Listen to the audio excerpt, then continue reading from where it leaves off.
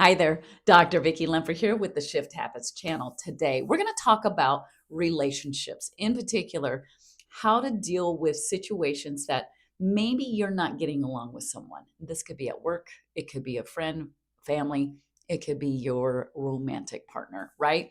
You're just not seeing eye to eye and you're having feelings of, boy, I can't stand this person, right? We've all been there. And that's part of relationships. Behavior is a situation where we interpret someone's behavior depending on how we feel about ourselves. We'll interpret that situation and really engross yourself in that storyline, but it has nothing to do with that other person. It has everything to do with you and how you feel. For example, think about like family members growing up. You have an event and you can ask all of the siblings what happened that day during that event. They're going to come up. If you have four siblings, you're going to have four different stories because they're all going to view it.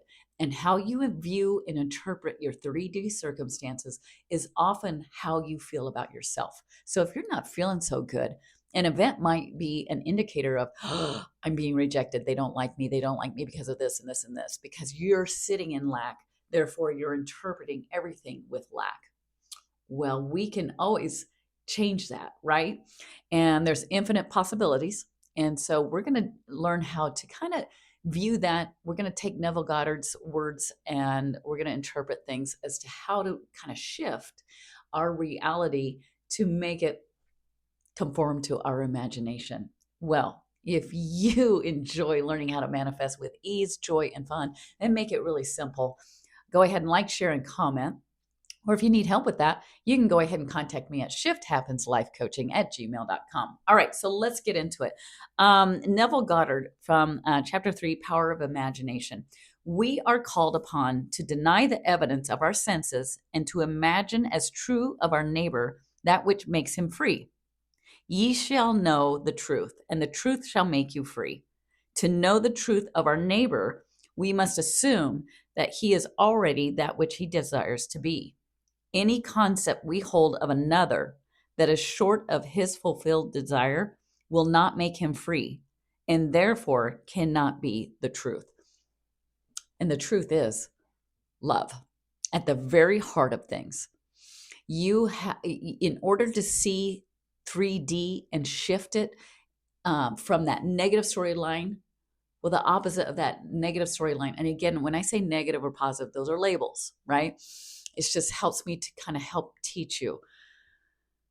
Okay, so there's a circumstance, and before you enter that circumstance, what if you recognize, okay, I don't get along with this person at work or your romantic partner, doesn't matter. I don't get along with this person at work.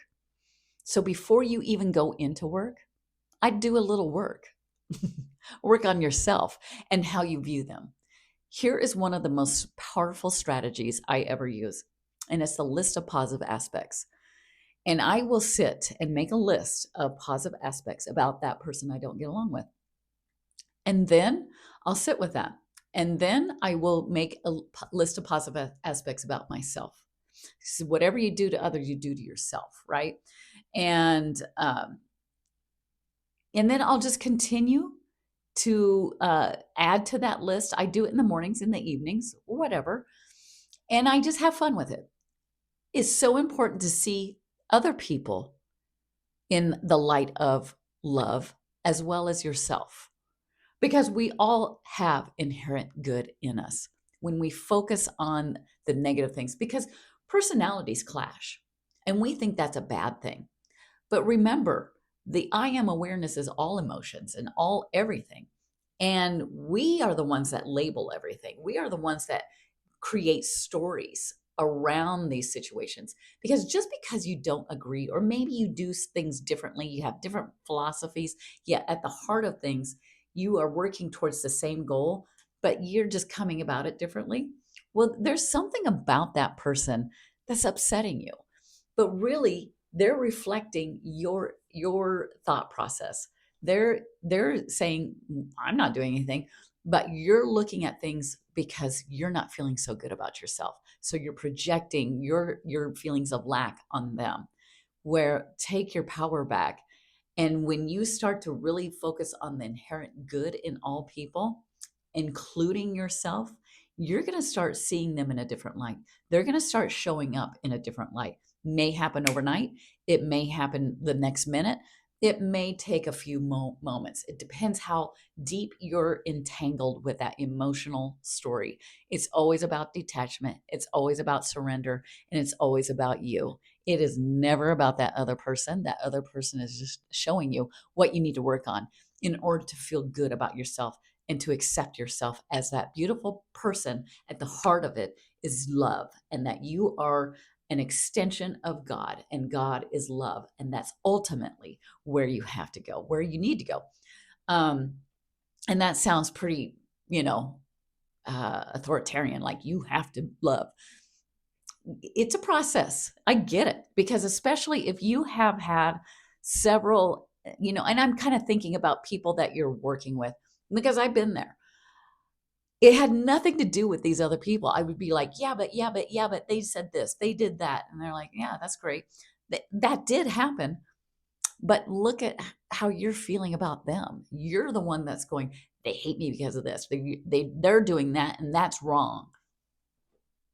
You're the one that's labeling. You're the one that's creating that story. And wherever you're creating that story is because it's how you feel. How you perceive the 3D is how you feel about yourself. So again, it goes back to even like with the family members of one event, 4 different children, 4 different stories, 4 different ways of feeling about themselves, right? And even as you go through life, you can, as you feel good, better about yourself and accepting yourself even more and more through life, you can look back on that event and go, yeah, it's no big deal. I don't know, but at one point you might have looked at that event like, oh, I was rejected. I was abandoned. And then as life goes on and you're accepting yourself, you're seeing other people with love and acceptance.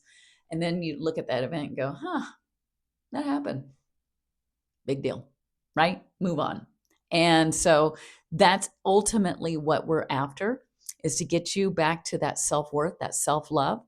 And then that way you're not reacting, and you're allowing those 3D circumstances, those interactions with people, and having that throw you off and go, oh my gosh, that was a horrible thing. They don't like me, and they're terrible people because they do this or this or that. Whatever your storyline is. I mean, truly, I was queen storyteller. My head was just, I had the imagination that just created and created.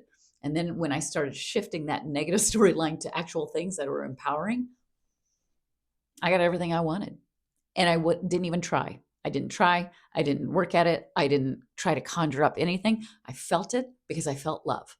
And that's ultimately where you want to be, is in love, feeling love with that I am awareness, with that God source.